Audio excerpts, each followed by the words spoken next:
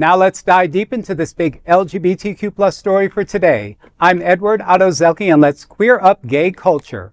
Christian rock star Michael Tait accused by 8 men of sexual assault. Michael Tait, a giant in the world of Christian rock, is now facing disturbing allegations. Once the frontman of DC Talk and Newsboys, Tait has been accused by 8 men of sexual assault, up from the 6 previous reported. A new exposé by The Guardian brings forward 2 additional voices, one of them Jason Jones, founding manager of the band of Evanescence, claims he was assaulted by Tait in 1998 after being encouraged to drink and smoke marijuana with him.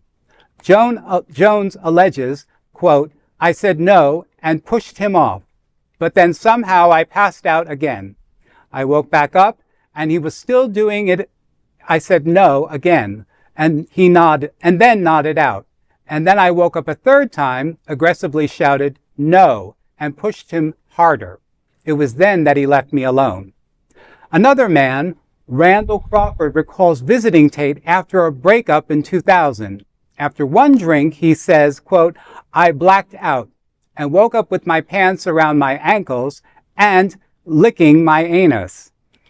These stories followed a June investigation by the Roy's Report, which documented similar experiences from the 3 other men. And the Guardian's earlier report in June shared accounts from the 5 others, 3 alleging assault, 2 reporting inappropriate sexual behavior. In June, Tait released a statement titled "My Confession" on Instagram, saying, "Recent reports of my reckless and destructive behavior, including drug and alcohol abuse and sexual activity, are sadly largely true." He acknowledged touching men in an unwanted sexual way and said he stepped down from Newsboys in January 2025 to get help. Tait has yet to respond to these latest accusations. Well, it's really sad to see somebody in the LGBTQ plus community that has some sort of power and privilege over people and has, misused his status to take advantage of people. And that's sad. But was he really part of our community? I mean, he wasn't out. He was a Christian rocker. I doubt that he was out. Well, I mean, according to what I read, like he had a girlfriend that all of a sudden became his wife, right? Oh. And I would only marry someone just like that, just so they can't testify against me, right? Yeah. Just, again, it's, it is not okay to get somebody drunk and drugged and then take advantage of them, okay? You can't give an honest testimony. You can't say yes or no when you're inebriated.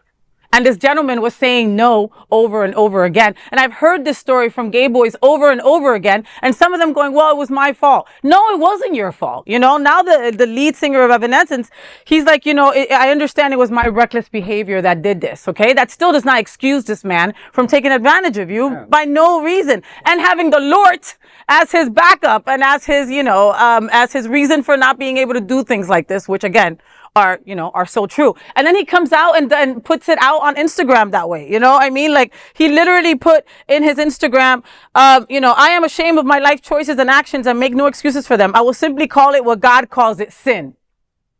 See, this is where I get pissed. Take a breath, Jay, before you give your opinion. This is where I get pissed. But especially for people in positions of power and then people who also use religious power as, let's call it abuse. Let's call it what it is.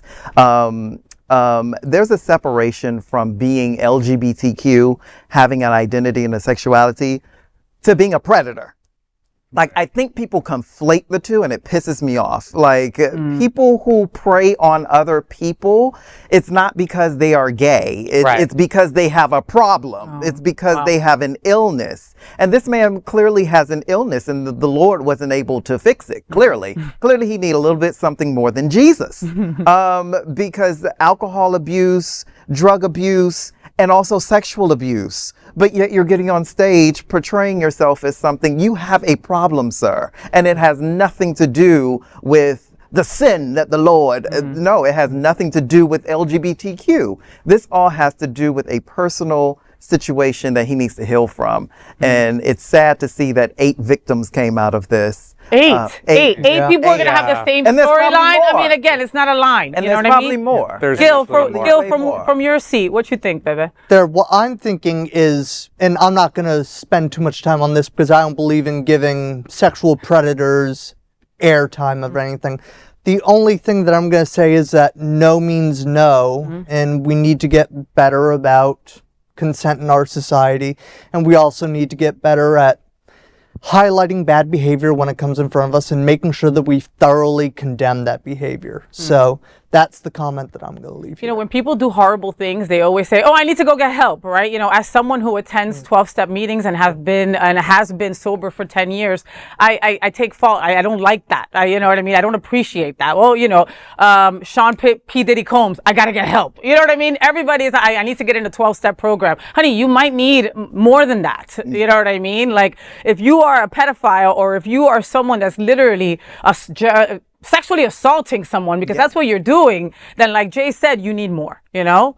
Eric, what do you think? I just pray for the victims. I feel horrible for the 8 men. I'm sure there's more. I think you said it the best. No offense, everyone else. I think you said it best. You know, I mean, I would take the fact that he's LGBTQ plus out of the situation. I would take the fact that he's religious out of the situation. I would just say this is a horrible human being who has mental health issues that run way deeper than anything we can cover at this table. And I really just, I am not a victim, thank God above, I'm not a victim of sexual abuse, but I know that something like this will stick with those 8 people for the rest of their lives. Of course. And that is where my heart breaks. Of course. You know, I mean, not for this piece of shit. I don't care about him. You know? No. But I mean, do you like feel the self-loathing from the story? I mean, again, him using religious means he just as sounds a like cover. an addict to me. You know what I mean? You know, like addicts who don't want to seek help. He just said, like, when you're an addict, you find an excuse for everything, and it's never your problem. You know, it's never your fault. So you have to take a so he, you know, and he's gone through, you know, drugs, check, alcohol, check,